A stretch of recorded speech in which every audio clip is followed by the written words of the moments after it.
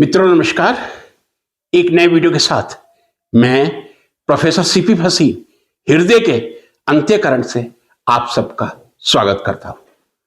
आज का ये मेरा वीडियो आध्यात्म, आस्था एवं तर्क इन तीन चीजों पर आधारित है। मित्रों, यदि मैं प्रारंभ में ये बात कहूं कि परमात्मा और आस्था एक दूसरे के पर्यायवाची हैं, एक दूसरे के समानुपाती हैं, डायरेक्टली प्रोपोर्शनल हैं, उत्तर यही आएगा परमात्मा और आस्था एक दूसरे के समानुपाती हैं, directly proportional to each other. लेकिन जहां आस्था होती है वहां समर्पण भी होता है, इस बात से इंकार नहीं किया जा सकता। मैं पुनः ये बात दोहराना चाहूंगा, पुनरावृत्ति करना चाहूंगा, जहां आस्था होती है वहां समर्पण होता है और समर्पण से ही आस्था आती है और आस्था से ही परमात्मा को प्राप्त किया जा सकता है। समर्पण से ही आस्था आती है और आस्था से ही परमात्मा का रास्ता खुलता है, परमात्मा के चरणों का रास्ता खुलता है। लेकिन क्या आस्था और धर्म तार्किक होना चाहिए या नहीं, यह सबसे बड़ा बिंदु है। मित्रों, आज से 100-150 साल पहले जब विज्ञान की कोई प्रगति नहीं हुई थी, मैं ये कह दूं, तब धर्म को हम एक धर्मांतरता के रूप में स्वीकार कर लिया करते थे और कोई गलती भी नहीं थी, क्योंकि उस समय तर्क का विकास नहीं हुआ था, क्योंकि विज्ञान और साइकोलॉजी, मनोविज्ञान का इतना विकास नहीं हुआ था। एक बात मैं फिर कहूंगा, समर्पण से आस्था, आस्था से परमात्मा। लेकिन ये आस्था और समर्पण तार्किक होना चाहिए या नहीं, ये प्रश्न मेरे दिल को कई दिनों से आंदोलित कर रहा है। मैं निर्णय नहीं कर पा रहा था कि आस्था और समर्पण में तर्क का कोई स्थान हो सकता है या नहीं। फिर दो ऐसे बिंदु मुझे मिले, शायद जिन्होंने मेरे मस्तिष्क में एक चेतना जागृत करने का प्रयास किया। सबसे पहला भगवान श्री कृष्ण का उदाहरण ही गीता का। यदि आस्था में और समर्पण में तर्क ना होता तो भगवान श्री कृष्ण ने अर्जुन को कुरुक्षेत्र के मैदान में गीता का उपदेश ना दिया होता और भगवान श्री कृष्ण ने अर्जुन को कहा होता, लड़ो तुम, ये मेरा आदेश है, तुम मुझे भगवान स्वीकार करते हो। ये बात सही है।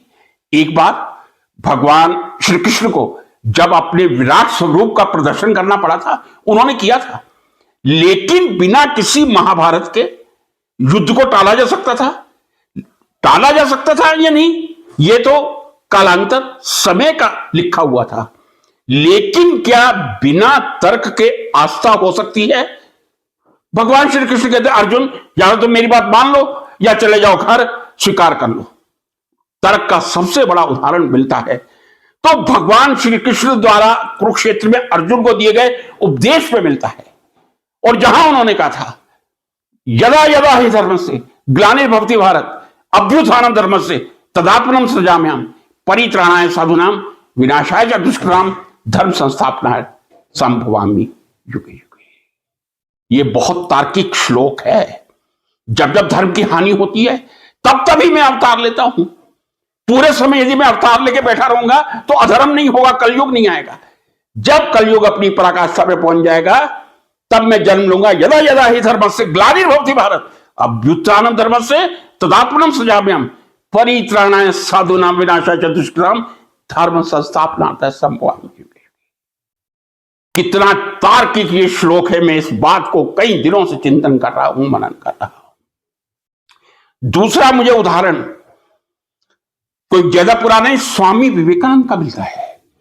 स्वामी विवेकानंद जैसा बुद्धिजीवी वक्ता, भारतीय संस्कृति का वाहक, हिंदू संस्कृति का वाहक वक्ता पूरे विश्व में नहीं होगा। और स्वामी जी ने शिकागो वक्तृता में यह पूरी तरह प्रमाणित कर लिया था कि हिंदू धर्म सर्वश्रेष्ठ धर्म है। लेकिन उनके जैसा तार्किक व्यक्ति कोई नहीं था। क्या उन्होंने रामकृष्ण परमहंस को सहज स्वीकार कर लिया था? जी नहीं, बिल्कुल नहीं किया था। वो हर किसी गुरु की तलाश में जब निकलते थे, एक ही प्रश्न होता था गुरु बनाने के लिए, क्या आपने भगवान को देखा है? हर कोई व्यक्ति यही कहता था, नहीं देखा। किसी ने भगवान को देखा है? शायद आप लोगों में से किसी ने देखा हो तो आप परम सौभाग्यशाली हैं। लेकिन हर गुरु, जब स्वामी विवेकानंद जी गुरु के चयन के लिए जगह जगह भटकते थे। गुरु यही कहता था मैंने नहीं देखा। जब रामकृष्ण परमहंस के पास गए थे, हो सकता है उनके ऊपर काली मां का विशेष आशीर्वाद हो, लेकिन जब उनसे भी उन्होंने प्रश्न किया था क्या आपने भगवान को देखा है, यह तर्क स्वामी विवेकानंद का, इसका उत्तर यह मिला हां मैंने देखा है।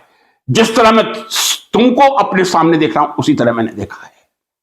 और इसी एक वाक्य के कहने से और रामकृष्ण परमहंस जी के स्वीकार कर लेने से कि उन्होंने परमात्मा को विवेकानंद जी के रूप में ही देखा है, मतलब जैसे विवेकानंद जी को अपनी आंखों से देख रहे हैं वैसे ही परमात्मा को देखा है। स्वामी विवेकानंद को एक गुरु मिल गए थे रामकृष्ण परमहंस, और वो काली के परम उपासक थे, और मां काली की असीम कृपा उन पे थी, स्वामी विवेकानंद पे भी थी। उनमें भी तर्क भरा हुआ था। एक बार यदि केवल समर्पण होता, स्वामी जी ने उनसे कहा था कि मुझे भी अब काली भक्ति में विलीन होना है, तो जो स्वामी रामकृष्ण जी ने विवेकानंद जी को फटकार लगाई थी, तुम जगत के परमार्थ के या जनता के उद्धार के लिए पैदा हुए हो, अपना उद्धार मत सोचो, पहले जनता का, समाज का, राष्ट्र का उद्धार करो, तभी तुम अपने उद्धार। यह है तर्क। आजकल एक प्रश्न जो मेरे मन को विचलित करता है, हम किसी संप्रदाय विशेष में जाते हैं, हर व्यक्ति को तलाश होती है मैं हिंदू हूं, धार्मिक हूं, मैंने शुरू में कहा समर्पण से आस्था और आस्था से परमात्मा, यह मेरा अडिग सेंटेंस है। लेकिन हम जहां कहीं जाते हैं परमात्मा के चरणों में जाते हैं, और परमात्मा के चरणों का मार्ग शायद किसी गुरु के माध्यम से ही मिले। क्या गुरु की वो सत्संगति तार्किक होनी चाहिए? नहीं, ये प्रश्न मैं आज आपके सामने रख रहा हूं। और यदि मेरे इस अज्ञानी भाव से किसी को ठेस पहुंचे, वैसे पहुंचनी नहीं चाहिए, तो मैं पहले ही माफी मांग लेता हूं। सत्संगति का मतलब आप सत्य की संगति करें, आप ऐसे व्यक्तियों के साथ बैठें जो सत्य के अनुयायी हों, सत्य का पालन करते हों। और सत्य का पालन करेंगे तो आप धर्म को धारण करने योग्य बनेंगे। धर्म का मतलब ये है जिसको धारण किया जा सके। यदि आप सत्संगति में बैठ के धर्म को धारण नहीं कर सकते तो वो सत्संग नहीं कहलाएगा। माफी के साथ एक बात कहूंगा, सत्संग परमात्मा के मार्ग का एक संग तर्क से होकर ही जाता है, अंधभक्ति से होकर नहीं जाता। सत्संग कभी काल्पनिक नहीं होता, कल्पना से सत्संग की कभी प्राप्ति और प्रभु की प्राप्ति और गुरु की प्राप्ति नहीं हो सकती। जहां सत्य नहीं होगा वहां आप किस तरह का समर्पण और आस्था और परमात्मा की प्राप्ति करेंगे? सत्य को प्राप्त करने के लिए आप सत्संगति करें। आपने धर्म को धारण कर लिया, धर्म का धारण केवल 1 या 2 घंटे के लिए नहीं होता है। सत्य और धर्म दो ऐसी चीजें यदि आपने अपना ली तो जीवन में आपके मार्ग का अनुसरण करने का वही सच्चा रास्ता है परमार्थ को पाने के लिए। और यदि सत्य नहीं और धर्म नहीं, ऐसा भी आजकल चल रहा है, कलयुग है, जब 2 घंटे 4 घंटे हम स्वाध्याय करते हैं, सत्संग करते हैं, हम भगवान के चरणों में अपने आप को विलीन पाते हैं। ऐसा लगता है अब मैं परमात्मा को समर्पित हो गया हूं। होता है बिल्कुल, लेकिन उस सत्संगति से हमने क्या प्राप्त किया? मैं फिर इस बात की पुनरावृत्ति कहूंगा, विज्ञान का विद्यार्थी हूं, कल्पनाओं से सत्संग नहीं होता, सत्संग व्यक्ति की अनुभूति से होता है।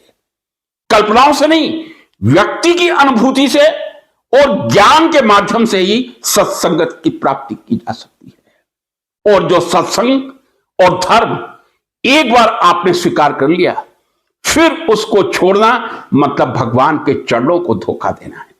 चाहे आप सत्संगति में रहें, मंदिर में रहें, गुरु के चरणों में रहें, परमात्मा के चरणों में रहें, जो आपने सत्य स्वीकार कर लिया है, जो आपने धर्म धारण कर लिया है, वो आप पारिवारिक रूप में भी आपको निभाना पड़ेगा। ये नहीं कि जब आप सत्संगति या मंदिर से उठ के घर में आ गए तो फिर परिवार के मोह में आप सत्य को भी भूल जाए और धर्म को भी भूल जाए।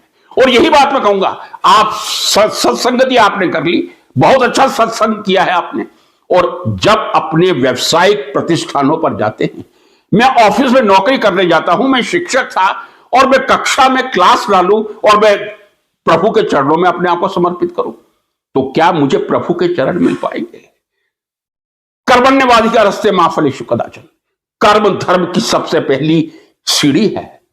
और यदि हम कर्म में कहीं अशुद्धि लाएंगे, चाहे वो कर्म शिक्षक का हो, चिकित्सक का हो, इंजीनियर का हो, प्रशासक का हो, पुलिस का हो या एक व्यवसाय का हो, हम अपने अनुष्ठानों पर, अपने व्यवसाय पर या अपनी नौकरी में कितना धर्म और सत्य का पालन करते हैं, वो हमें सत्संग से मिलता है।